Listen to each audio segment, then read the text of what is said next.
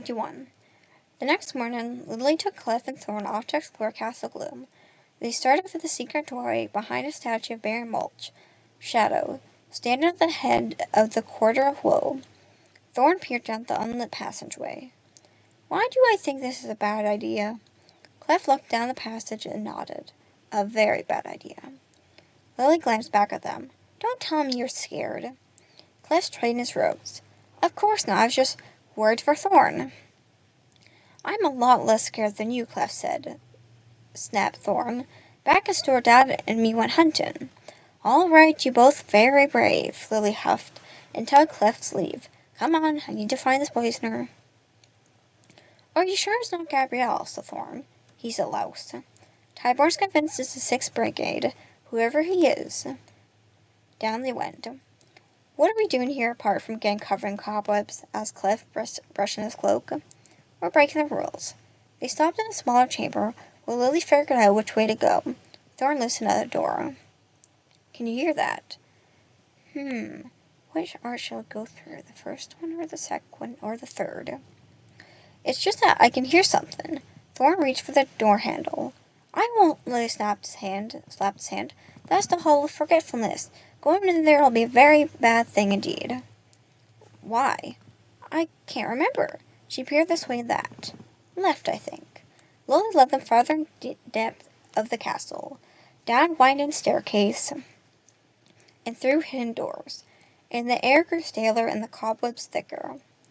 Are we there yet? Said Thorn as they marched through another empty chamber. Ryan and the other squeers were heading to the fair. I was going to go with them. This is more important. For you, maybe. Lily scowled. Why has she brought him anyway? Don't worry, Lily. I'll help you, said Clef, grinning back at Thorn, who picked up his pace. A pair of black marble doors barred the way. Carved in them were leered monster faces and grinning demons, each frozen in terrifying details. This is the Shadow's library, isn't it? Clef took a step backwards.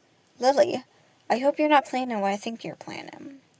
Library, said Thorn, blushing. I can't read. Lily crossed her arms. This is the only way I can find out what's going on. The only way I can save Gehenna. The only way I can protect it now that my father's gone. I need to learn magic, and you, Clef, are going to teach me. Thorn spluttered. Are you insane? Lily poked him in the chest. It was you who told me to start breaking the rules. Yeah, break the rules, not upset the natural world of order. Thorn shook his head. I ain't having it. I'm in enough trouble as it is. Let's go back before anyone notices we're missing. My grandpa always said, Oh, shut up about your grandpa, Thorn. Lily smirked, and it was sly more than a little wicked. Or do you want to stay here for a year? What do you mean? I am Lady Shadow, you know. If you help me, I'll give you a sack of silver and a ship to take you back home by next week. And what will Tyborn have to say about that? Tyborn works for me. Lily looked over at Clef. And the same applies to you. Or have you gotten too comfortable being sold or hostage? I gave my word to the Duke I'd try not to escape, Clef frowned. Anyway, the soldiers will catch me before I got a mile from here. The Duke doesn't know the secret ways through Gehenna, Clef. This is my country. I can have you back in yours before the snow falls. Provided you teach me magic, that is. They scowled. They frowned and crossed their arms and kicked the dust, but she had them. We're all the same with the same desire. Home. All right, said Thorn, a slow, big smile spreading across his face. It's a deal. Lily turned to the Sultan boy. And you, Clef? Clef didn't have the same smile at Thorn. I don't know. I gave my word. Does your honor mean so much?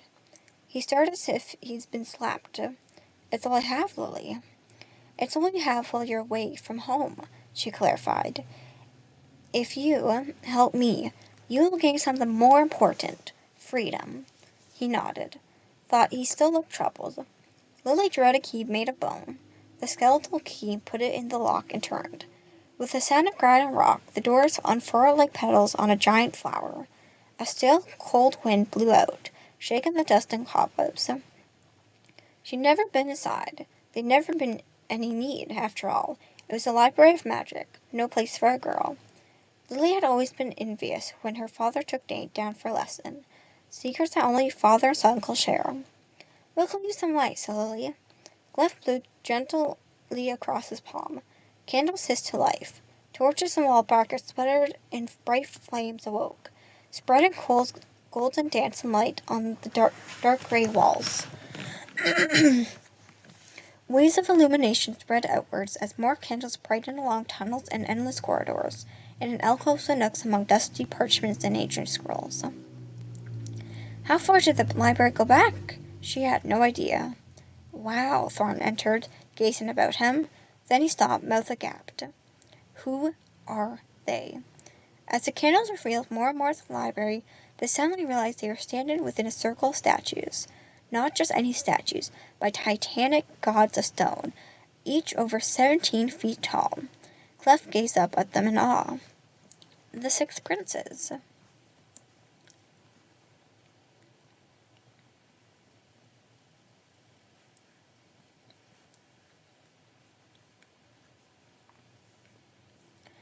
The ancient founders of the great 6 House of Magic.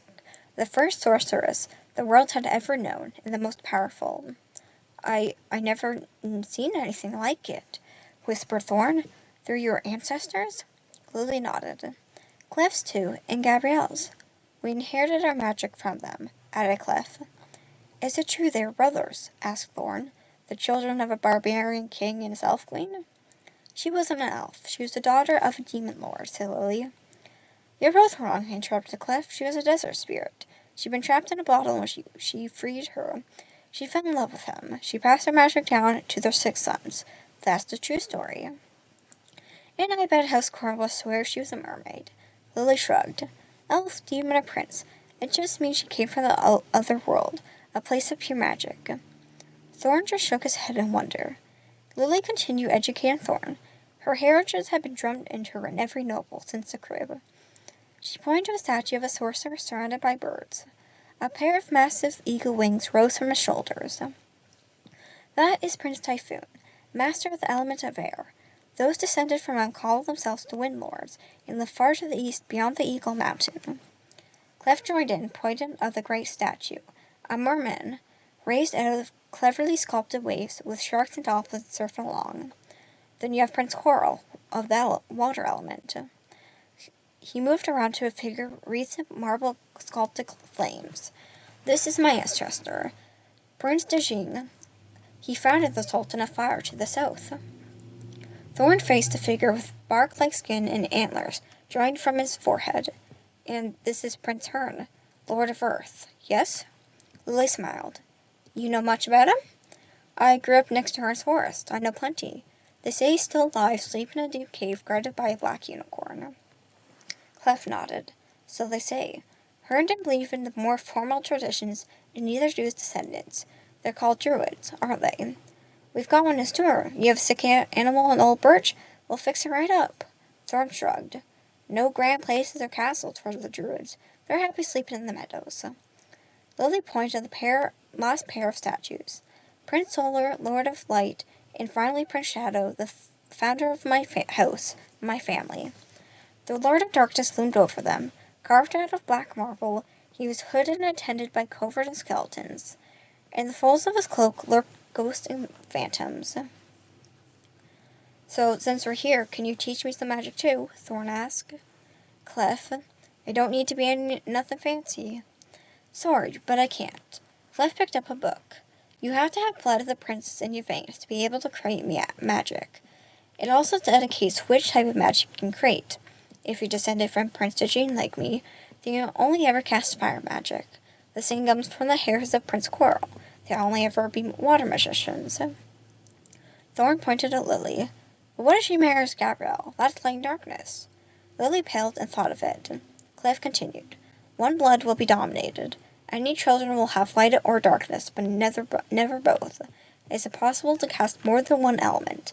And even if you have the blood of the prince, it doesn't guarantee you'll be able to use the magic." "Like my uncle, who can't cast a single spell," said Lily. "The blood's been diluted too much. Each generation is slightly weaker than the last. The blood and the power of the 6 princes run thin nowadays." Clef wove the flame through his fingers. This is the best I could do. My ancestors were able to turn the whole sky ablaze. It was similar for Lily's family. The Shadows were once a master of the undead, but it had been decades since any of them had been able to summon a single ghost or zombie. Her father had tried, and the effort had whipped him out for a week.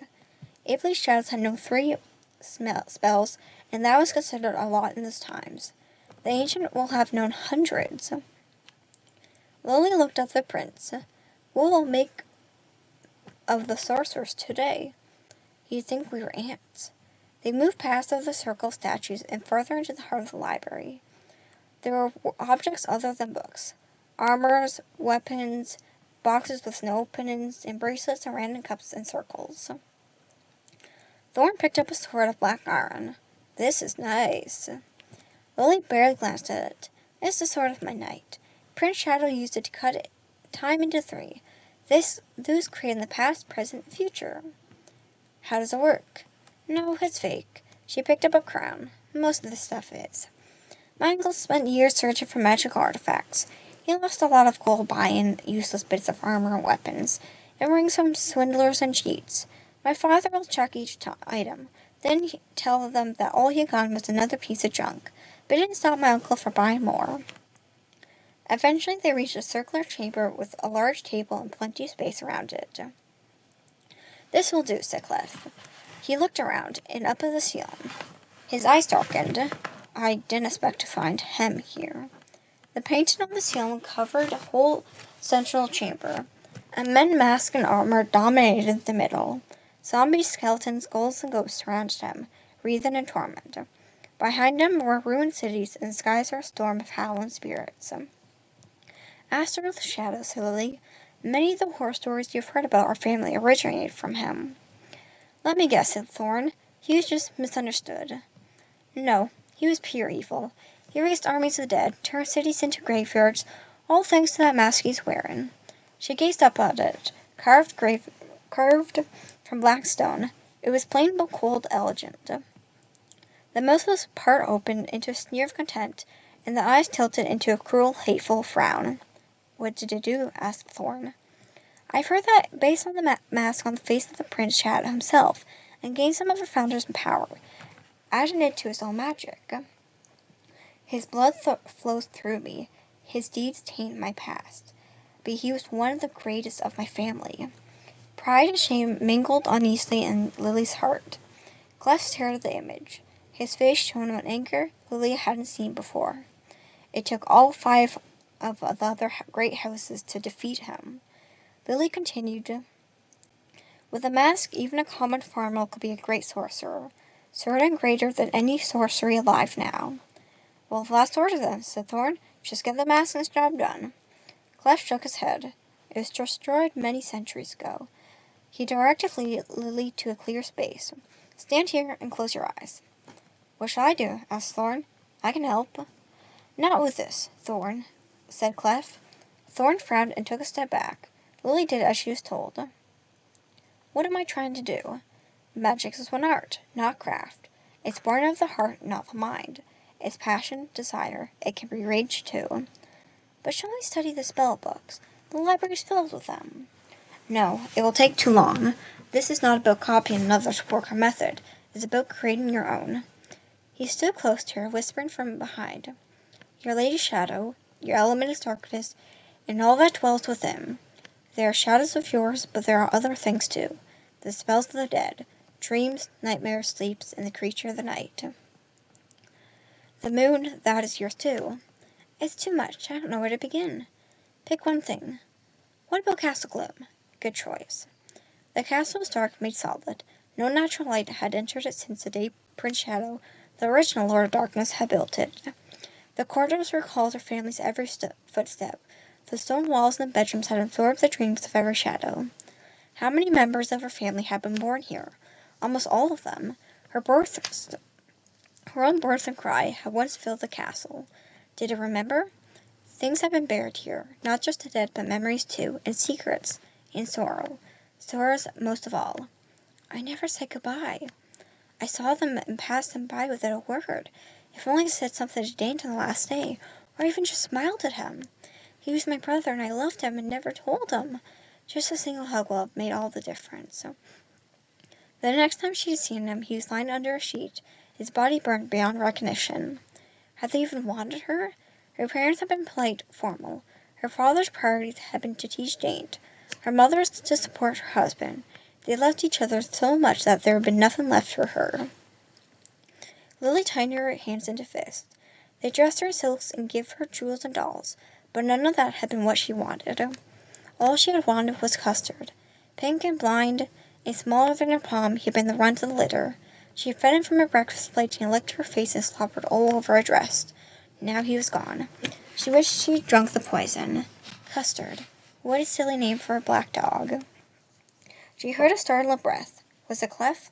She kept her eyes closed. All the other dogs in the litter had been pure black, but not Custard. He had white socks. Maybe that's why she wanted him so much. He was the unwanted one, too. She loved the way he yapped. She could hear it so clearly even now. By the sixth princess, said Clef. Lily, look.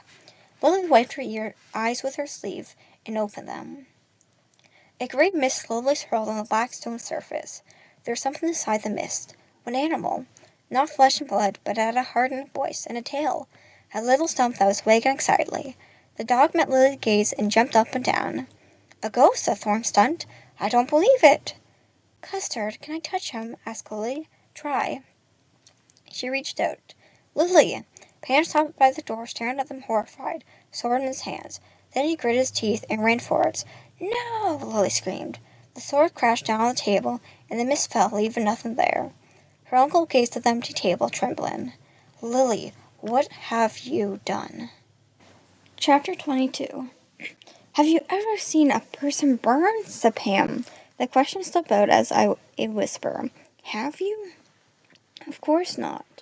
They say the smoke suffocates you before the heat becomes too much to bear, but that's not true. It's not true at all. Lily said nothing. Clef and Thorn was gone, pushed out of the library as Pan had dragged her along by her wrist like some old little child. She'd heard the doors of the library slam behind her with a brutal finality.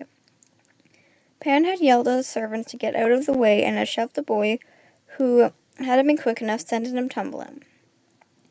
They marched through the castle until they reached her quarters. Pan had booed the door open and thrown Lily in. She was scared, but not as scared as Uncle Pan seemed. He sagged against the door, sweating and shaking. I watched her. I watched her hair begin to smoke. I saw the blisters swell and pop all over her. Her eyes, Lily, I saw them bubbling. Who was she? Some village woman who knew a few spells for fixing bones and curing fevers, but that was enough. She was a witch, and that was the law. They burnt her child, too, just to be sure. A child much younger than you, Lily. Why? She was telling people. That wasn't fair. Lily, do you know what you've done? If anyone found out, you'll suffer the same fate. I can't save you. No one will, Cole. That family friend of yours, Baron Sable, he and his sons will pile on the logs. Tyburn himself will be the one to tie you to the stakes and light the flame. Then what about the Gehenna? Stolnar will march in and scrub the Shadow's name from history. He'll turn your people into slaves. That's what conquerors do. Is that what you want to happen to Mary? To Rose? Why are they so afraid? Men can practice magic, and when they do it, they're called heroes. Men can control magic, but women can't. There are too many stories of disasters and wild magic, all caused by women who ended up slaves to the very power they'd hoped to master. Stories told by men. That doesn't make them true, Uncle. But it does make them law. Laws that can't be changed. Not by me, and not by you.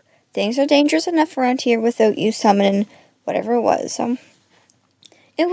I don't want to know, Lily, he snapped. I thought you were sensible. What's happening to you? Someone killed my family and tried to murder me. Pan whipped around and glared at her. It was so sudden, so shocking that she stepped back, afraid of what he might do. Was this her uncle? Then, just as suddenly, the fear fled. His eyes dulled, his shoulders sank, and he stood there, a little sad man. They're my family, too, he whispered. Not a day passed without me wishing I died instead of them.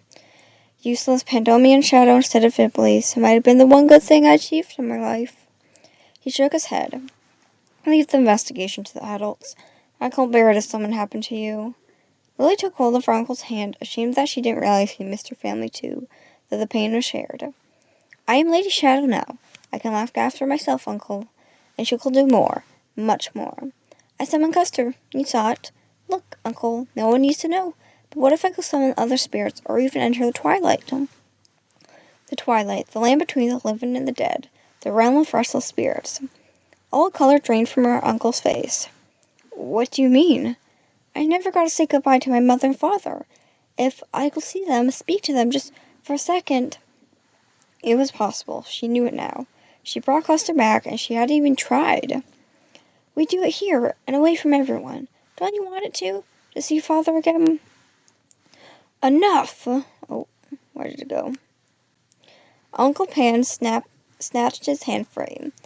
The twilight? What do you know about the twilight? What if you not summoned whatever it was you did summon, but instead brought forth a specter? You know what a specter is, don't you?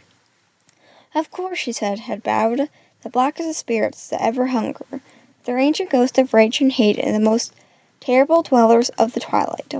If even one had passed in the world of the living, it will have killed and eaten souls, and there will have been no way to stop it.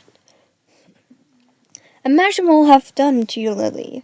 Pan put his hand on her shoulder and made her sit down. Listen to yourself. Bring back the dead. Don't they deserve peace? I don't mean it like that. Give me the key, Lily. What? The key, skeleton key. Give it to me. Why?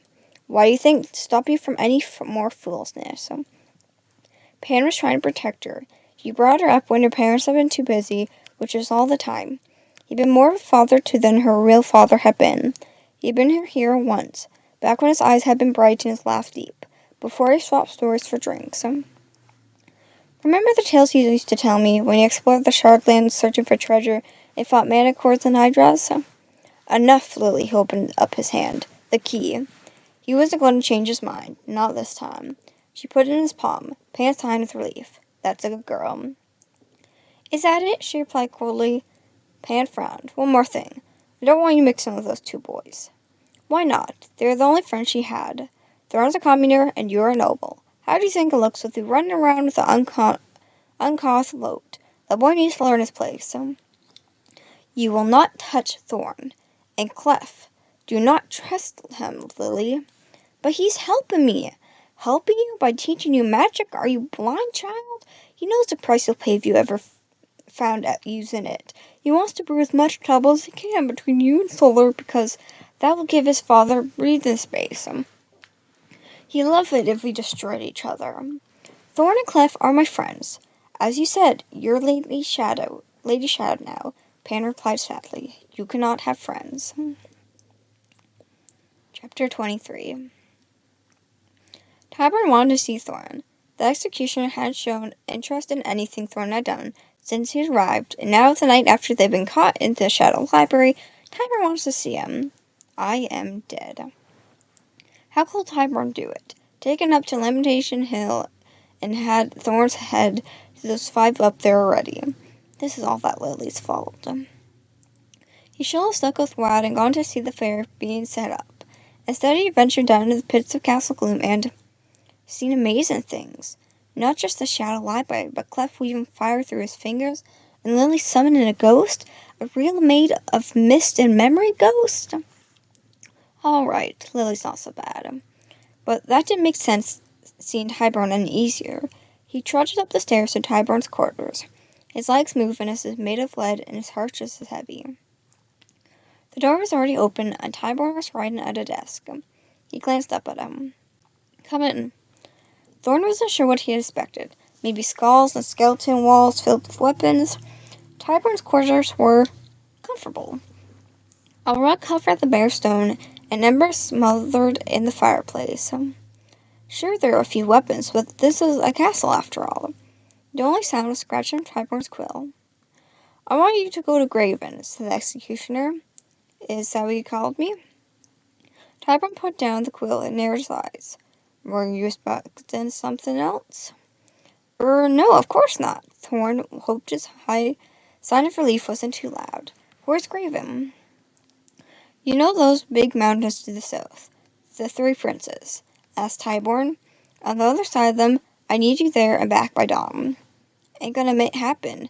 The rocks are over 100 miles away. No horse can cover that distance.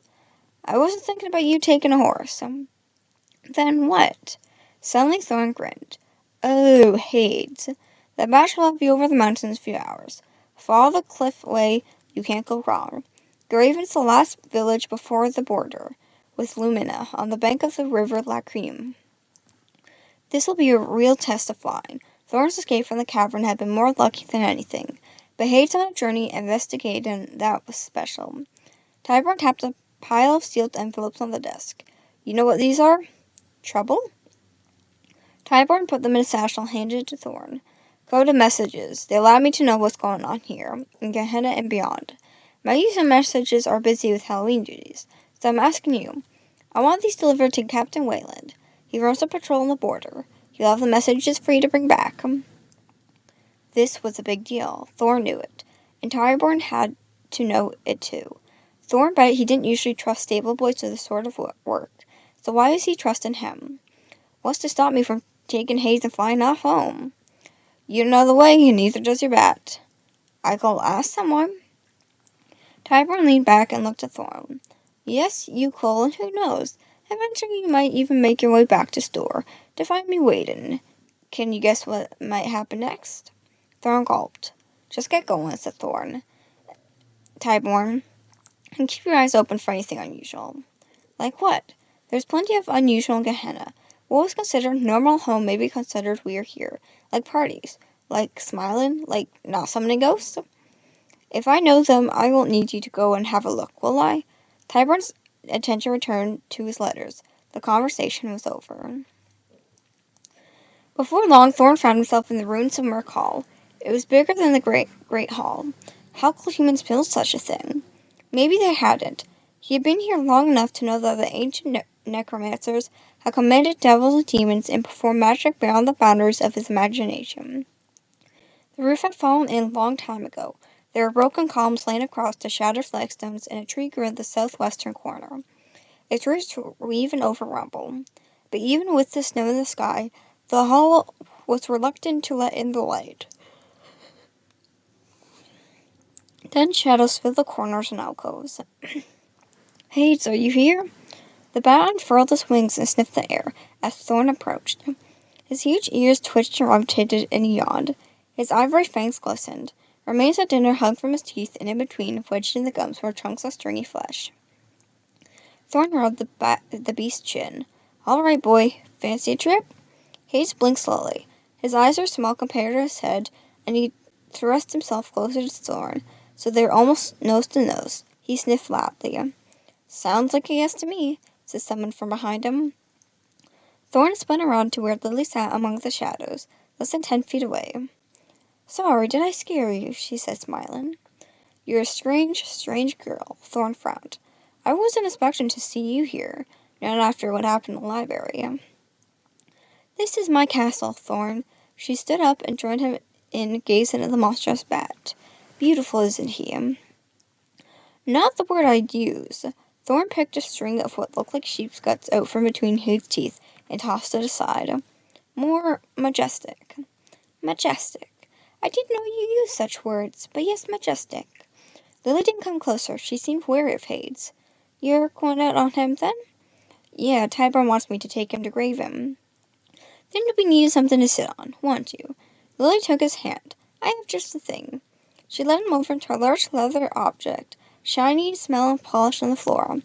Straps hung from its loop, and there were buckles of exquisite engraved silver. Thor nodded in appreciation. That ain't for no horse, he said. Lily patted the flap with wide seat. This is Fustus Shadow's saddle. I found it on the back of the armory. The only thing was tattered and covered with cobwebs. I had it cleaned and repaired. What do you think? Thorn inspected it. Now this was beautiful. What are these? He checked a row of straps on the sides. Stirrups aren't any good on bats. You need to buckle yourself in so you don't fall out, no matter what. Makes sense. Fall off a horse and all you get is a bruised back. Fall off him and he whistled. Chris Blatt. I've read Fustus' old diary. Explains how to saddle Hades. Want me to show you? Thorn slung the saddle over him. Sure, that way if it slips off, I'll have someone to blame. Lily moved closer, but Hayes snapped his teeth at her. His eyes narrowed, and he hissed. Maybe you shall do it, Thorn. He sat patiently as Thorn saddled him. The beast even shifted to make it easier for Thorn to get under his wings to buckle the belly strap, as if Hayes remembered the old routine. Thorn inspected the bat's old scars. Puckered white marks where the fur hadn't grown back. There were arrow wounds cut from sword and axe. This was one tough flying rat. Lily watched. How do you manage it, being so good with animals? I heard you rode thunder too. No one but Tyburn can ride thunder. Got it from my dad. He said he just smells right. I don't know. Smell right? Of earth, of bark, of leaves and grass. I spent so much time in Hearn's forest that I think I just sort of became part of it. Carry the smell with me, you will say. That must be helpful if you're a hunter. Yeah, the best hunters are the ones who blend in. He stepped back to admire his handiwork. There, all done. Hades beats his wings and roused to his claws. The wings stir the dust and fallen leaves into the air, and hordes of smaller bats clouded around him with excitement. Yeah, I know just how you guys feel. Thorn checked that this satchel is buckled and buttoned up his coat. Time to be off. Wait, Thorn. Lily looked up with those gray eyes of yours. The reflection of the moon shone in them as starlight too. They were strange eyes and just a little frightened. Yes, Princess. Be careful, not just tonight, but all the time.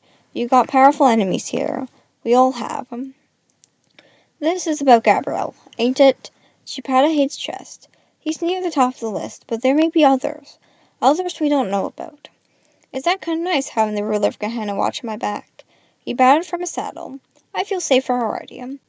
Thorn settled himself and felt the back quiver with anticipation. He ran the reins through his fingers, tested them. The pommel was in the shape of a skull, of course. What knight ever had such a mount? A lightning bolt of thrill shot up his spine, raising every hair so they stood on one end.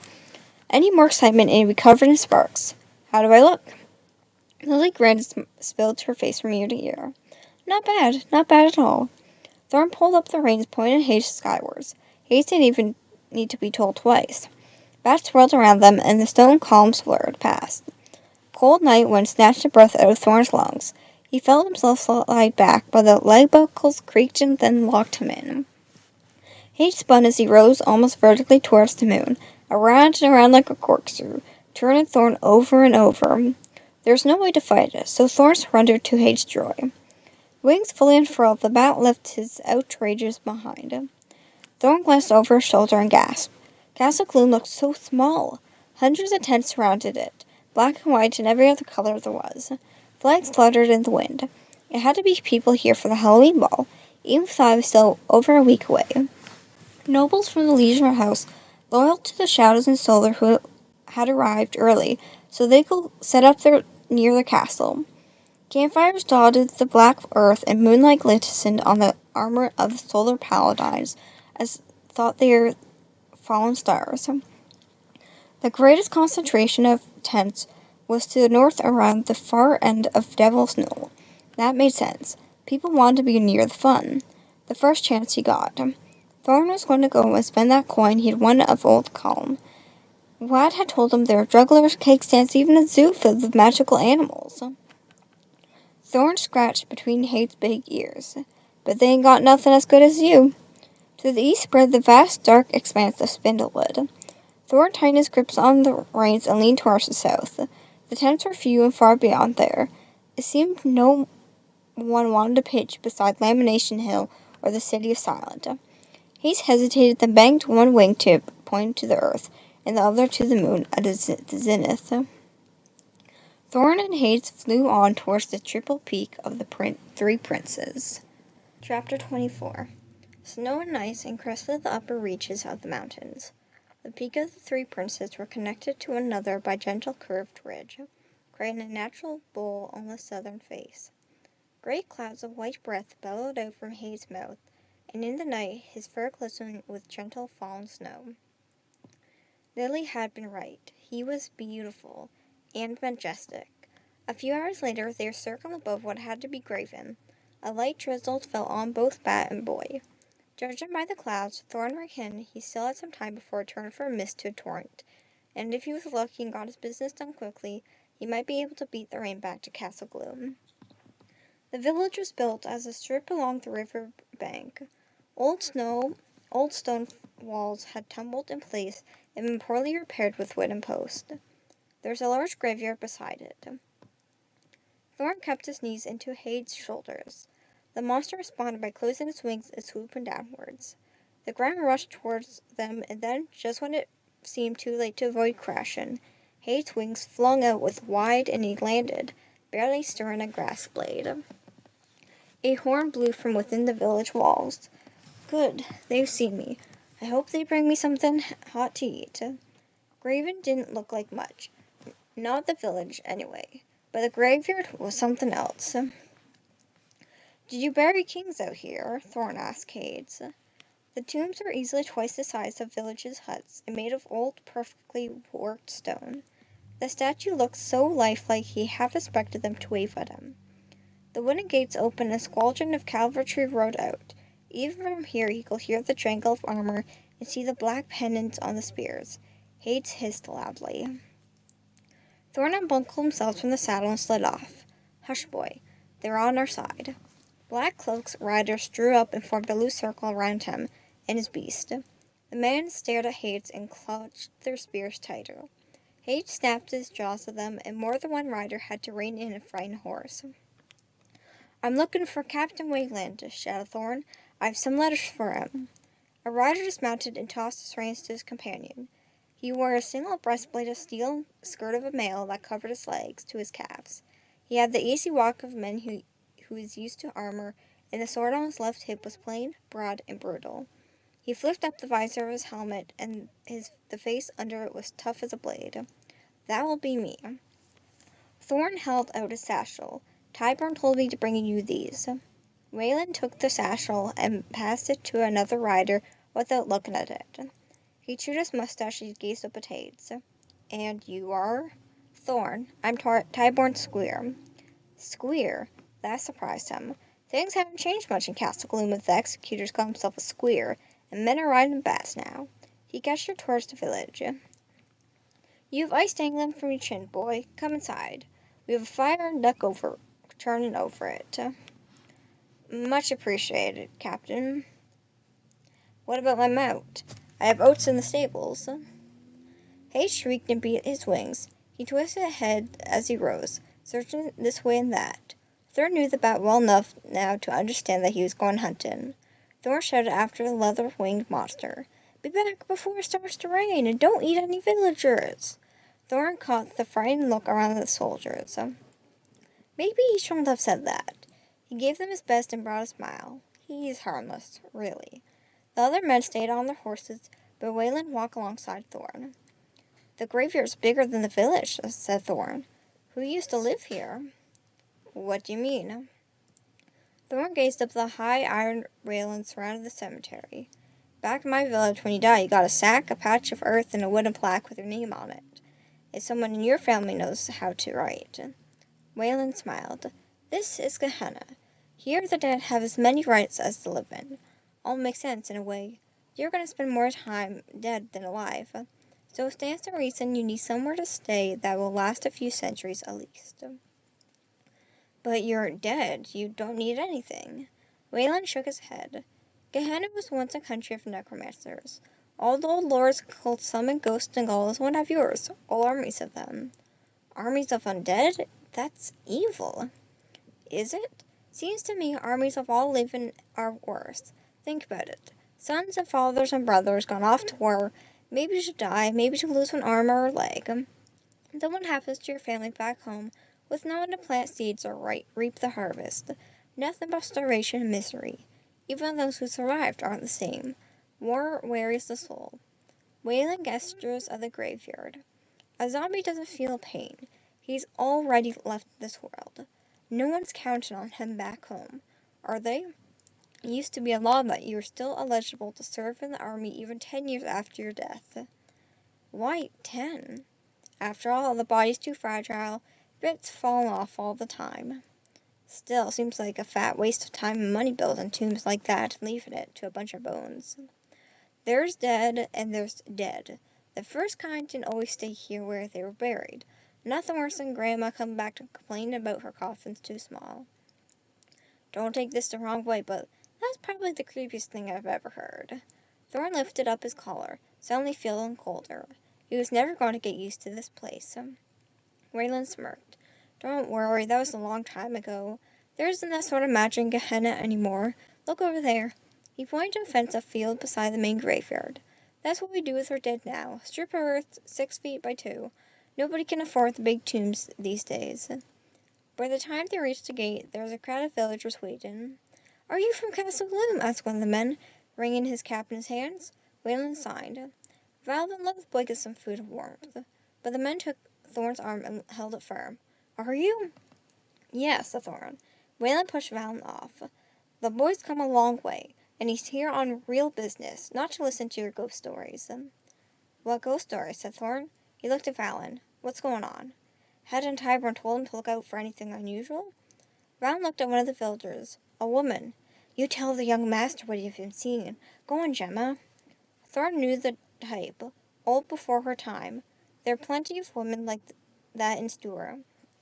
Worked all day and night and pushed out babies as often as lambing season. Some will make it, some won't. She crunched her apron in her thin fingers. Begging your pardon, sir, but what I saw was real. Saw what? My old dad. He died last month. Got a cold and turned his lungs to water. Nothing we could do. I'm sorry. He didn't know where they was going, but the woman was becoming more frantic. Something had scared her. Really scared her. We buried him over there. She pointed to the field. Washed him, put him in the bed sheets in a fine coffin. Oak it was. I wanted to send him off in his best suit of tools, but times are hard, young master. We kept his boots. Them was new, but he did right my dad.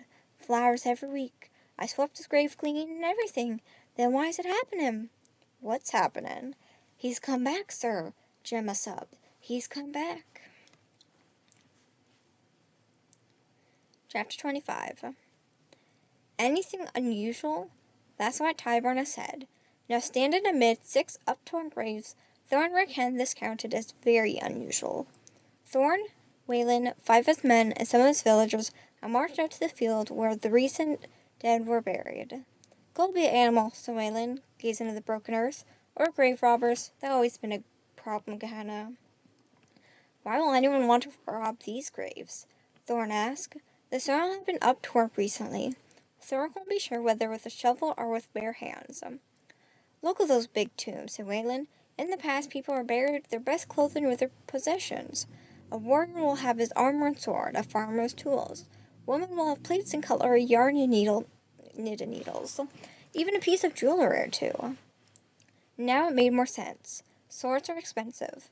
Farmers are always needing new tools, and pottery often broke. You could just come out here and dig up whatever you wanted. In any other country, these things will have been passed down through the family. It seemed to him a waste to leave them in the earth.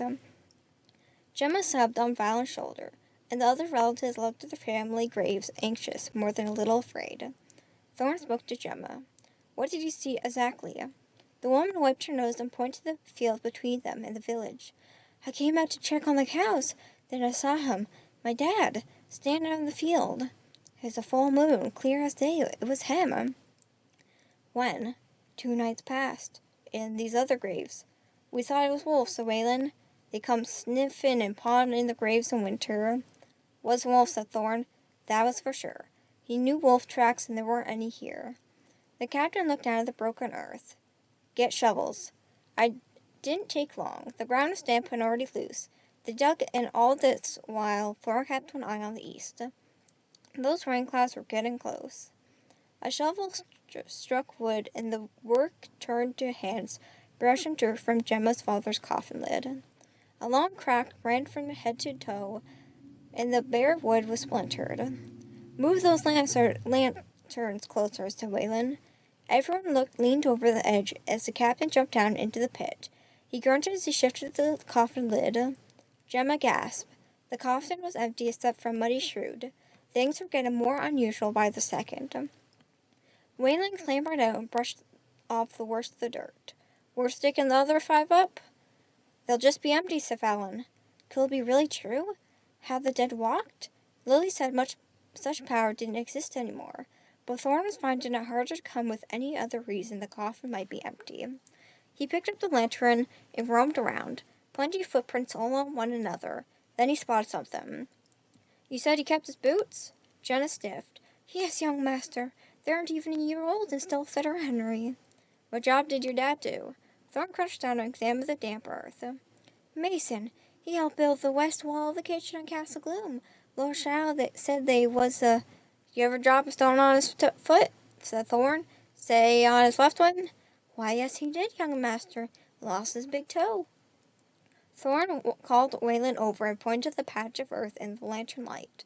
Of the footprints he had found, there's only 4 toe prints on his left foot. Waylon scowled. They're heading off to the woods. Thorn nodded. Waylon's hand tightened around his sword hilt. At the times like these, the sensible thing will be wait until daylight. Thorn really wanted to agree. Given empty graves, footprints of dead men, he glanced up at the sky. The clouds are fat and black. There'll be downpours in an hour. Whatever prints we have now will be washed away. How big's the woods? Big. Thorn peered into the black wall of trees. He had no choice. Then we better go find Gemma's dad right now. Chapter 26. Waylon handed Thorn a sword as they reached the edge of the woods. You know how to handle one of these? It wasn't a proper knight's weapon. The blade little more than a foot long. Thorn did a practice swing. It felt clumsy. Not really. Swordsmanship is for the old squeers. It's simple. Just push that end. He tapped the tip into your enemy as hard as you can. Repeat until they stop moving. He signaled to his men. Spread out, but stay within sight. The men raised their lanterns in acknowledgement, and, with swords at ready, went in. This was the worse than that wolf hunt he and his dad had gone on last lambing season. The local farmer had put a bounty on the wolf that killed half his flock, and Thorn's dad had gone after it. But you can second-guess a wolf. Thorn tightened his grip on his sword and followed Waylon. More footprints joined up with the masons. Another 5 pairs. They dragged and stumbled and hadn't tried to cover their tracks. The drizzle got heavier. Large raindrops fell splash upon the leaves, and soon rivulets of muddy water ran in between their feet. For the first time in his life, Thorn felt uneasy. In the woods, it didn't smell right. Even the sounds were wrong. He glanced at Waylon. The captain's jaw was rock hard with tension. Thorn stumbled over a twisted root, and a branch slapped his face. What was he doing? Dad will be furious. Him trampling around a wood like a city-born lummox. Waylon seized his shoulder. A figure stood among the trees, not more than 10 yards away. Waylon took the lantern from Thorn and stepped closer. Identify yourself. Thorn's lips were parchment dry, yet his hands were sweaty. He stayed where he was. It was dark and the rain fell, but his hearing sharpened and he could identify more smells now. Rain, damp earth, rotten wood and moldy leaves, and the perfume of burning lantern oil. Didn't you hear me, Sir Waylon? Identify yourself. The man moved. He seemed to glide through the net of twigs and birch trees as if it was broad daylight. His steps were firm and sure. His clothing was all made and practical. A leather tunic, a heavy wool coat, thick breeches, and a good wax boots. Waylon raised the lantern higher. This is your last! Scars covered the man's face. Thick stitches crisscrossed deep grooves in his broken skin. The mouth was a twisted slash, its edges sewn up badly so it rose to an ear. His eyes were 2 empty holes. Waylon gasped and swung his sword at him. The scarred man grabbed it. The shine steel began to rust in seconds and crumbled to nothing. Shells burst out from the surrounding darkness, and the spots of the lantern light farther along, Thorn glimpsed the soldiers fighting with strange, white-limbed creatures. A foul, dead stench filled the air. Leaves rustled, and another figure, crooked-limbed and pale, pushed through the foliage towards them. This creature's legs moved stiffly, and his head was bent on an odd angle. His eyes were covered in grey film, and his mouth hung stupid and slack. He turned towards Thorn and hissed with quiet fury. Get back, boy! Shouted Waylon. Get back! That's the zombie! The scarred man was still there, but instead of attacking, he folded his arms and watched. Waylon crashed the lantern down the zombie's head, shattering its skull. The creature merely snarled and grabbed hold of Waylon and beat his head against a tree trunk. Waylon moaned and slumped into the ground. Then the zombie turned his sight on Thorn again. Thorn heard screams and cries from afar. The other soldiers were busy with their own zombies. Thorn shook from head to toe. His heart raced. He had hunted wolves, tracked bears, even chased down a wild boar, but nothing came close to the terror he felt now. He couldn't take his eyes from it, and every part of him wanted to run, but he stood frozen. Fear had robbed his legs of all movement. Thorn stuck his sword out in front of him. "Stay back!" The scarred man chuckled but did not move from his spot. Oil spilled from Waylon's lantern, burned on leaves, and flames splashed onto the zombie's arms, but the creature ignored him. His beard crinkled and smoked. Worms had been at him. They wreathed within tears in his flesh and were big, fat, and white from good feeding on the dead men. Where the skin was missing, Thorn stared at the exposed muscles, still moving actively through the heart, was cold and unbeaten. Thorn gritted his teeth. He tightened his grip on his sword hilt, using both hands to hold it steady. Run or fight. That's what it came down to. And it was too late to run. Then Thorn noticed that the zombie was barefoot, and he had only 4 toes on the left foot. "You must be Gemma's dad," said Thorn. "She's really upset." If he thought that mentioning Gemma's name might spark some faded memories, Thorn was surely disappointed. The zombie stopped closer, getting faster, and a hungry red fire glowing in his eyes. He reached out with his dirty, broken nails, opened his mouth, and let out a ragged scream. Thorn thrust the sword in. The steel went in straight and true, bearing itself up to the hilt in the zombie's chest. The undead thing merely swung his arms and swatted Thorn off his feet. His head swam. Blinking away tears, he could only look up, dizzy and helpless, as the zombie's sword, still jutted from his chest, reached out. He wrapped his bony fingers around Thorn's neck and squeezed. Thorn fought. He kicked and punched as his breath hissed out between his clenched teeth. He stared at the deep, evil eyes of the undead thing and felt a stinking cold breath on his face. Blood pounded between Thorn's forehead. His chest burned as the air left it. The zombie lifted him so that Thorn dangled, his toes barely touching the ground. How could the zombie be so strong? Thorn grabbed the sword hilt and twisted it deeper. It made no difference. Out of the corner of his eye, he watched the scared men, saw the interest he took in the zombie's work. He nodded with approval as Thorn's life began to leave him. Desperately, Thorn dug his nails into the zombie's face. Skin flaked off and old. Thick black boots oozed from the gashes. Darkness fell as Thorn's senses abandoned him. He couldn't breathe. "I'm gonna die."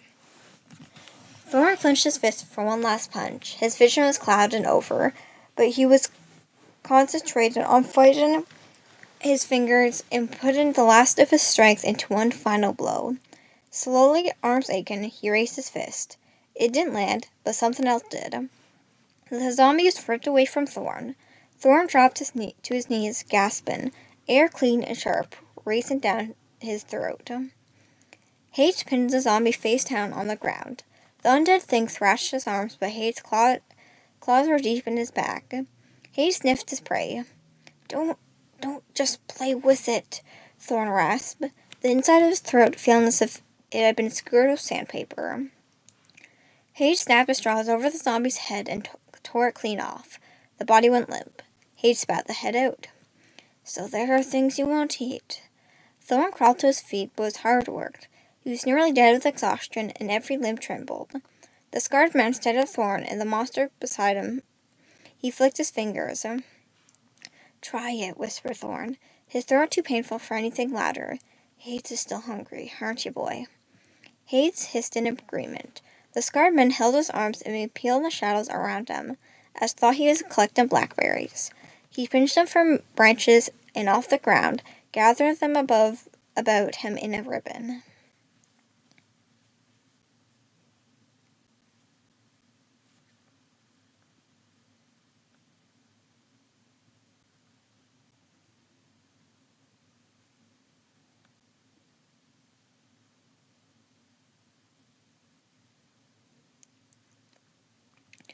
He spun the blackness around him, his limbs disappearing, his body and last of all his hideous scarred face, and then he was gone, vanished into the shadows.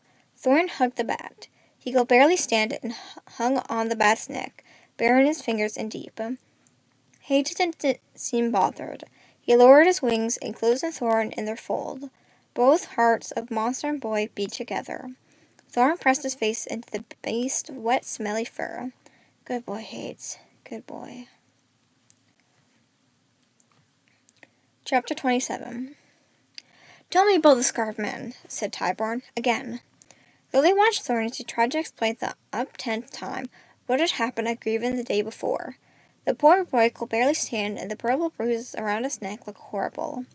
When she'd seen him come into the study, all battered and bruised, she'd almost jumped up to hug him, but she'd forced herself to stay seated at her desk. She was Lady Shadow, and such things weren't allowed, especially with Tyburn and her uncle presented. It was hard being this Lady Shadow. Zombies. They had zombies in Gehenna. She wasn't sure if she was excited or scared. Probably both. It was dark, replied Thorn, sad and more than wary. The flesh, really deformed. I couldn't see his eyes. I'm not sure he had any. There were just holes, and the scars were deeper than just into the flesh. It looked like they went into the bone. Lily spoke. And what happened to the zombies?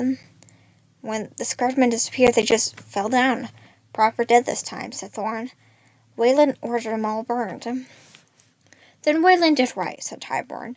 If they were undead, it's the only way to make sure they won't come back. If, Pan cut in. How can we have zombies? Just think it through. Iblis tried to raise one and failed. The effort almost broke him. He was comatose for a week. What about our immortals? And old one-eye Ron, said Lily. They're all zombies. And all created by your great-great-grandfather, answered Uncle Pan. Since then, we've only had the power to maintain them, not raise any new ones. I talk about six, all been dancing the jig in some field. He may have been drunk, as usual, but Pan had a point. Bringing something back from the dead was the greatest necromancy there was. Then how come I was able to? Okay, it was a ghost of custard, and it only lasted for a few seconds, but she'd done it. A zombie was on another whole level, though. That wasn't just summoning the spirit, it was bringing back life itself. A feeble half-life, sure, but life nevertheless. No, there is a simpler explanation, one that doesn't require any magic. Pan leaned back in his chair, arms crossed over his fat belly. These villagers fell ill. They weren't dead, but in comas. They were buried accidentally, then woke up and dug themselves out. It happens on occasions. Lee looked up over at Thorn. Is it possible that's what you really saw? No, it ain't. The reply was firm and definite. What do you think, Tyburn? Captain Wayland is a reliable man, said Tyburn, and young Thorn here has proven himself to be equally so. I've had letters from other villages and towns within Gehenna, all referring to disturbed graves. I assume they were robberies, the sort we get from time to time. But given what young Thorn has told us, I must conclude that we have a necromancer in our midst, and a very powerful one. Pan muttered under his breath. Tyburn addressed Thorn. Do you remember anything more about the Scarred Man? Think, boy, how tall was he? Kinda average, I suppose? He glanced at Pan. About your height, my lord. And he was well dressed like a noble. Are you sure? Asked Tyburn.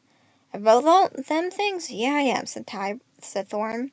He just stood there, watching me die, it was like he wanted to see the zombies kill me. I want this kept to herself until I know more, said Pan. The last thing we need is a fairy tale spreading about necromancers and people crawling out of the graves. Think this'll scare people? Asked Thorn. This is Gehenna, said Lily. It would probably get them all excited. The next thing they'll be expecting is this unknown necromancer to raise one undead army and head off to conquer Lumina. Thorn laughed, came out like a croak. Yeah, I forgot. Other people's nightmares are bedtime stories. Lily smiled at him, happy that Thorn sounded like his usual self again. How's Hayes doing? Uncle Pan grimaced. That monster ate one of the horses. He'd flown a long way. He was hungry, said Thorn defensively. He saved my life. Uncle Pan glowered. That beast is a menace. We shall get rid of him before he does some real harm." "No," said Lily. "We'll arrange regular meals so he doesn't gobble up a stable boy by accident." "The bet is valuable," said Tyborn. "I've plans for him." As he spoke, his gaze fell on Thorn, and Lily wondered what plans her executioner had for him. Pan wandered to the side table and emptied the carafe into his goblet. "The Luminas knew something is going on. The Duke has left Lord Argent in charge, and I'm dining with him tonight. What should I tell him?" "Nothing," Tyborn replied. "They're our allies, Tyborn, soon to be family. This is a noble of Lumina we're talking about, not some village peasant." Lily interrupted. "Tell him one of your adventures, uncle. About your first expedition into the Shardlands. The one with the wyvern. 30 feet long, wasn't it?" Pan puffed up his chest. 50 at least, with enough poison in its spikes to kill a herd of elephants. He dragged his fingers forwards. "Kill it with a single lunge, straight into its black heart." "Good. That tale will keep Pan and the Lord Argent busy for hours." "Anything else?" Lily asked. "Do you want to get this meeting over as quickly as possible?" Tyborn wasn't the only one who had plans. Tyborn grimaced. "With the Halloween ball only a week away, and the fair on Devil's Knoll, we have thousands of people camped around Castle Gloom. We're receiving dozens of deliveries every day, and there aren't enough guards to man all the gates, and there have been fights." "Fights? Between who?" Lily asked. "The Solars and our people. There's plenty of distrust between the Gehennas and Luminas. That's to be expected after so many centuries of war. The Duke has many of his paladins here, so Baron Sable summoned his 3 sons, and they brought their troops with him. The situation is volatile." Tyborn looked at her. "It might help for you to speak with Baron Sable." "Me?" she blurted involuntarily. It wasn't that long ago that Lily used to ride on Sable's back and have pillowed just with his younger son, Caliban. "You listen because I'm Lady Shadow." She recovered quickly. "Yes, I will. And what about this poisoner? Any closer to catching him?" Tyborn's gaze narrowed. "Yes. The border guards are on alert. No suspect has left Gehenna. His head will be mounted upon Lamination Hill soon enough, my lady." Chill fingers caressed Lily's heart. Tyborn had never failed House Shadow. "Let's hope it's sooner rather than later." Tyborn nodded. "Meanwhile, you must remain here in Castle Gloom, my lady." Lily's chill turned to fury. "But I was planning to go to the Halloween fair. It's just open, and I always go." She had heard the maids talk about it, and she'd never been coped up in Castle Gloom long enough. "We have not yet discovered who tried to poison you," Pan continued. "The fair will be a perfect opportunity for a second, more direct attack. There are plenty of strangers, noises and tents, too many places when assassin may lurk." "Tyborn's right, Lily. You must stay in your quarters." "But it's a Devil's Knoll. That's not even a mile away from the gate." "I won't care if it was only 1 inch from the gate. You are not stepping outside Castle Gloom. Do I make myself clear?" "But—" "No, Lily, just this once will you do as you're told?" She glowered. Pan softened. "There is no reason you cannot have company, of course. I will send you for Rose. And Clef," Lily added. Pan didn't look happy. "Very well, I will. And Thorn stays. He's amusing." Pan scowled. "But what will he do? Thorn was here right now. He had beaten Gabrielle, tamed Hades, and fought a zombie." Lily knew that her uncle couldn't refuse without sounding utterly ungrateful. His reply crawled out through his gritted teeth. "Very well, the stable boy also." Pan stormed off. Tyborn lingered. Chapter 28. Thorn threw himself onto the sofa. "Phew, I thought I'd never leave." Lily stared at the door. She wanted to march straight through it, out to Skeleton Gate, and off to Devil's Knoll. She'll do it. How far will she get before she was stopped? Not far at all. She'd be lucky to make it to the end of the corridor. What was the point of being Lady Shadow, ruler of Gehenna, if she wasn't able to go to the fair? She bet no one will dare prevent Duke Solar from going. Lily perched on a chair near the sofa and said to Thorn, "I think Tyborn likes you." "Does he? It's difficult to tell them." He yawned and stretched out over the cushion. He rubbed his neck. All this talk started to hurt. It's like I've swallowed rocks. I'm glad you're safe, she was, and she hoped he knew that. When I heard what had happened, I was worried. He looked at her, his green eyes sparkling with mischief. Really? How worried? Not that worried. Did you tear up, Princess, a little? Come on, you can tell me. You are impossible. She flicked his ear. You really saw a zombie. We used to have hundreds around the castle once upon a time. The last one was Ron, but he finally fell apart when I was 7. Father was upset. Ron had practically raised him. There are plenty of portraits of Ron around the castle. He has served the family for 4 generations. In the early ones, he almost passed for a living person, but as time progressed, he got more decayed and bits fell off. In the last portrait, painted in grandfather's time, his skull was visible through his patched skin. One eye socket was empty, and the other oozing yellow pus. His right ear was missing, and his jaw was held in place by a wire. Her father was in the last painting, a young black-haired boy sitting on the zombie's bony knee. Cliff and Rose entered. When Cliff spotted Thorn lying on the sofa, he asked, "What's going on?" Thorn sank deeper in the cushion with a groan. "Lady Shadow has been looking after me. I've been heroic in case you hadn't heard." He coughed feebly. "Can you get me a glass of water?" "Get it yourself," snapped Lily. Cliff's gaze went from Thorn to her and back. He scowled at Thorn and grinned. "I don't believe it. He's jealous of Thorn." Cliff flicked his fingers. "It's a little too dark in here." He snapped them, the candles along the table flared to life. "There, that's better." He grinned at Thorn and scowled. Lily tried not to laugh. Boys. Rose hurried over. "So it's true, there are zombies in Graven?" Lily scowled. "How do you know that?" "Oh, the steward was listening at the keyhole." "Does that happen a lot? Servants listening at keyholes?" Rose looked surprised at her question.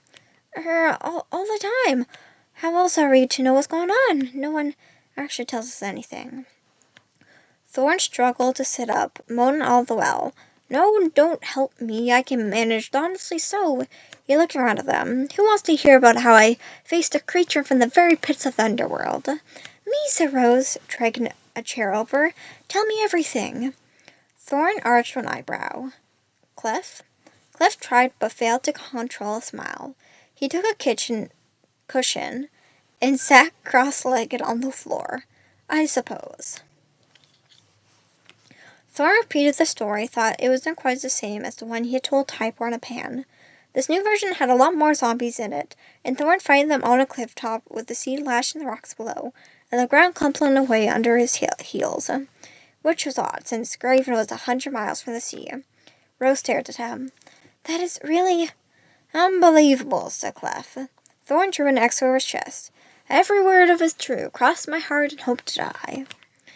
"And be raised as some sort of undead monster, given what's going on," said Lily. "I think you made a great goal." Thorn frowned at her. "You really are a very, very strange girl." "So, how many of them did you destroy?" asked Clef. 6, at least. Lily remarked. "Are you sure it wasn't more like 10? "Yes, it was probably. I was so busy hacking off limbs and heads and such that I couldn't tell which body part belonged to which zombie. Easily 12, and will have been a lot more if I had my bow and arrow. One arrow in each socket, and it will have been job done." Now that Lily could believe. "How did you learn to shoot so well?" Thorn shrugged. "Dad taught me." "They teach the squeers too, but none of them can put an arrow down a gargoyle's gullet," said Rose. "It ain't the same. The squeers practices in courtyard, where everywhere is neat and tidy, when it's dry and not too windy. That ain't real practice." Thorn rubbed his thumb. "Dad had me shoot it in the woods, day and night, wet or dry, whether the air was still or the trees were shaking.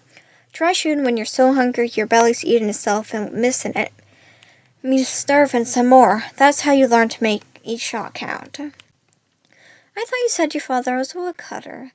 Lily met his gaze, and then Thorn looked sheepish. "I could be wrong, but one doesn't usually hunt trees, correct?" "I don't want to talk about it." Cliff joined in. What might one be doing in the forest with a bow and arrow?" "Shut up, Cliff," said Thorn. "I mean it." "You're a poacher," said Lily. You and your father. Lily pretended to shoot Rose, who proceeded to have an aggravated death, collapsing back on a chair with lots of choking, gagging, and gurgling. Thorn glared at Lily. She stopped. Why was he so upset? We're just having fun, Thorn. It was all my fault, he muttered. What happened? Lily asked, suddenly serious. My dad is a woodcutter. That part is true, said Thorn. He touched an acorn amulet around his neck. But selling logs is hard work and don't always put enough food on the table. Dad taught me how to hunt, how to track and catch game, mainly small animals, like rabbits and hares. They're just forest vermin. Nobody misses them. He shook his head. But times are hard, so I hunted something bigger, a deer. But deer are the properties of the local lord, said Lily. It's illegal to... I know that, but what else could I do? I snuck out one morning before anyone else was up. There was a watering hole, and the deer came down to it before dawn. One shot was all it took. The deer didn't feel a thing. Then what? Asked Lily, leaning closer. I got caught. Lily felt Thorn's pain. Losing a few animals didn't bother her much, but she knew of nobles who guarded their hunting rights fiercely, with terrible violence against any poachers. Hands were cut off, and worse. Local soldiers kicked down our door and found the carcass. Dad told them that he did it. Thorn choked in a sob. I was a coward. I should have told him the truth, but I didn't. I let Dad take the blame. They whipped him so bad he could barely walk right in the village square. Then they threw a rope over a tree branch. No one spoke, dreading what was coming next. They had caught him poaching years ago and punished him for that. Poaching and bad, said Thorn. This time they're going to hang him, and no one did nothing. Everyone was too scared, including me. I couldn't save my own dad. That hit Lily hard. It was the same dreadful sense of failure she felt. Save my own dad. Thorn clenched his fist. Dad grabbed a sword off one of the soldiers. He fought and took a horse and rode away. Once he was in the forest, no one was going to find him. So he escaped, asked Lily. That's good, isn't it? Thorn's tear-streaked face now shone with pride. They sent the dogs after him, but we're Hearn's folks. We know all the tricks of the forest. If my dad doesn't want to be found, then he ain't going to be found. Not by men, not by dogs, not by nothing. Our local lord declared him a wolf's head. Cliff sat up. Wolf's head? What's that? One outlaw. It means anyone can kill him for a reward. He's got no hiding place, can't trust no neighbors, and brings the men who hunts others for rewards, explained Thorn. Dad snuck back a week later. Late when everyone was asleep, he spoke to Mom. I listened from my bed. He told her he was going to do some slaughtering. Soldiering, not slaughtering, jeez. Feathers always work for good archers, and you get paid in gold, not copper. That was true. Learning to shoot accurately took years of practice. Casa Clume employed archers, and their wages were double those of men in army. In wartime, the best could make small fortunes. He said Hen and Lumina were always at each other's throats, so he'd get work with one side or another. Then he'd come back with gold in his pockets to take us all far away. Start again with a farm or tavern or something. I ran down to ask to go with him, but Dad won't have it. He wanted me to stay and look after our family. He took his bow and axe and promised he'd be back before planting season, but he wasn't. He didn't come back by harvest neither. Thorn let out a bitter laugh. Then we heard you and Lumina had peace. That got us worried. Why wasn't Dad back, then? So we went looking for him, to make things right. I thought I'd only be gone a few weeks. Thorn's face fell. You know the rest. Slavers got me, and now I'm here. I wish you'd told me all this earlier, said Lily. I should have never left. It was my job to look after my mom and my brothers and sisters. My duty, you know. Yes, she did. Lily knew all about duty. His gaze dropped to the floor. I'm a big, stupid failure. Cliff got up and sat down beside Thorn. He didn't speak, just sat with him. It didn't matter that one had been brought up in a palace and the other in a hut. There were two boys a long way from home. She went to her dressing table and took out her jewelry box. She held it out to Thorn. Here, have it. Go to Port Sharon and buy yourself passage home. No, thanks, but I can't. We have a deal. He nudged Clef. I think I've caught something from you. Honor. Clef laughed. Careful it doesn't ruin your life. My father says honor is like a weed. Once you've got it, you can't get rid of it. He sounds like my grandpa. Thorn wiped his face, and he was back cocky sure of himself. He stood up in front of Lily. I help you track down your poisoner, and then you pay me. Not before. Lily nodded. I've got one idea that'll cheer you up. Let's go to the fair. What about everything your uncle just said? Asked Thorn. About the poisoner still being on the loose? That's why I'm going in disguise. Lily rose from her chair. I'll need your clothing. Rose frowned. We're not swapping clothing just so you can sneak out. We used to do it all the time, and I always got in trouble. Rose crossed her arms. The answer is no. Lily wandered over to the wardrobe. What are you wearing to the Halloween ball? It's not far away. This. Rose scowled down at the plain black shift she was wearing. Mary has me work in the kitchen on Halloween. There'll be no ball for me. I'll make sure you have the evening off. Lily selected one of her own dresses and fanned it out in front of Rose. Won't you rather wear this and go dance with Finn? I can arrange it. Mary does a real Castle Gloom, even if she acts like she does. Rose frowned, not quite convinced, but Lily could see the desire in her friend's gaze as it fell upon the rippled silk. Lily brushed her fingers over the sleeves. Why don't you try it on, just to see if it fits? Rose grabbed the dress and ran behind the privacy screen. And you two, Lily said, pointing to the boys. Can you turn around to face the wall? A few minutes later, Rose was in a dress of elegant black silk and velvet, with pearls and silver on the collars and cuffs. Thorn stared. By the 6, you look wonderful. Rose curtsied. Thank you, Sir Thorn. What about me? Asked Lily, standing beside her and dressed in Rose's outfit. Faded by wear and tear, she spread out her arms. Well, Clef frowned. You look like a noble wearing a maid's dress, but it'll be dark, so you might get away with it. We could mess up your hair, added Thorn. Snip off a few bits to make it more uneven. Lily stepped away from him. You're not touching my hair. Clef pointed out the door. What difference does this make? Your uncle's put 2 guards at the end of the corridor. We're not going anywhere. Lily grinned. Show them, Rose. Rose swept over to the wall and lifted off a full-length portrait of old James Shadow. Ta-da, she declared. Cliff frowned. It's a wall. How does that help exactly? Rose touched the top right corner of one of the stones in the revealed wall. Dust motes filled the air as the wall shuddered. Old gears hidden the manor tree creaked to life, and a whole section 5 feet in height and almost as wide slid back. Beyond was an opening, framed by cobwebs and carpets and dust. A red-eyed rat squeaked in surprise and scurried off. A tunnel. Very clever. Cliff peered in. And this takes us where? Lily took up a candelabra. To the northern passageway. From there, it's a short walk to Skeleton Gate. Are there many of these in Castle Gloom? Asked Clef. Hidden passages? Air vents? Ways in and out? Said Lily.